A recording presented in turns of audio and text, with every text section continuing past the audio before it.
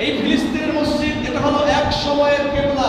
সুবহানাল্লাহ বলেন। কিবলা কিবলা কিবলা হলো সর্বপ্রথম আমার রাসূল মক্কা থেকে মদিনায় গিয়েছেন।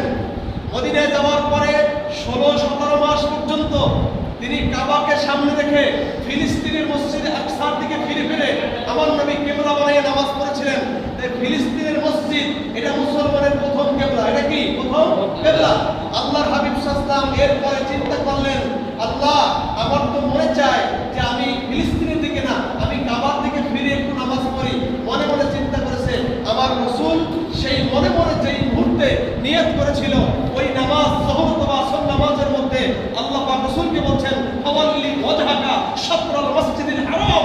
হুজুর আপনি এই মুহূর্তে নামাজের কিবলা বাইতুল মুকাদ্দাস থেকে ফিরে আপনি কাবার দিকে ফিরে যান। সুবহানাল্লাহ। মসজিদে জিল কিবলাতাইন, একটা মসজিদ দুই কিবলার মসজিদ। এই মসজিদের 2 রাকাত নামাজ যোহর অথবা আসর, এই নামাজের প্রথম 2 রাকাত আমার রাসূল ফিলিস্তিনের দিকে ফিরে করেছিলেন, বাকি 2 রাকাত করেছিলেন কাবার দিকে। সুবহানাল্লাহ।